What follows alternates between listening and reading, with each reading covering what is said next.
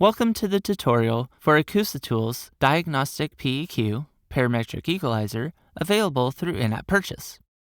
Use the revolutionary Diagnostic PEQ module to listen to pink noise and receive recommended corrective EQ settings in real time for tuning your audio system.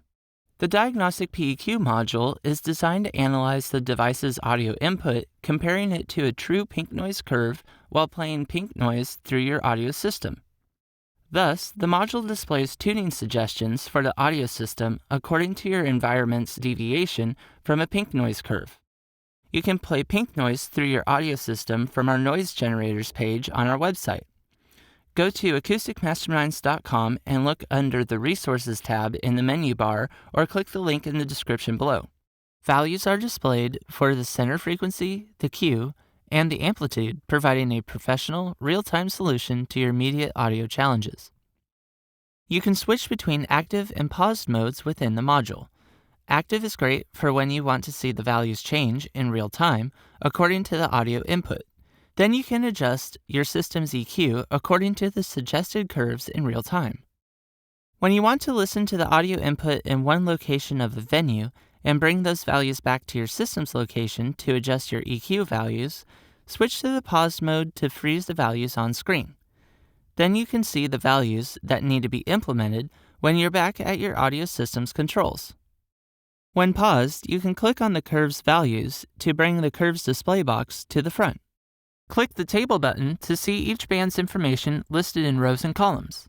The table will update in real time if the PEQ is in the active mode and will be static if the PEQ is in the paused mode. The Global Settings button will take you to the global settings covered in the main Acousitools tutorial video.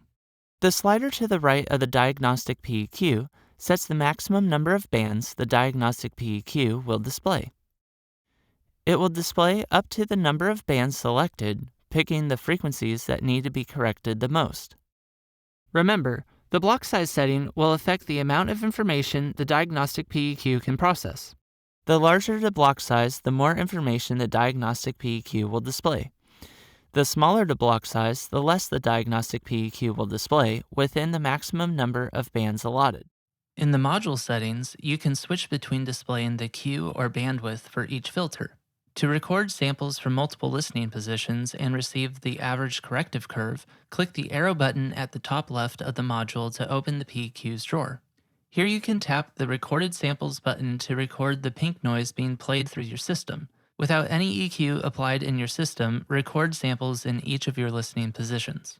Once you have recorded samples, the suggested average corrective curve to implement for your space will be denoted by the white line displaying the overall filter curve. On each samples box, you will be able to rename samples, change their color with the color picker, re-record specific samples with an R button, turn individual samples on and off using the checkmark button, or delete them with a trash can button.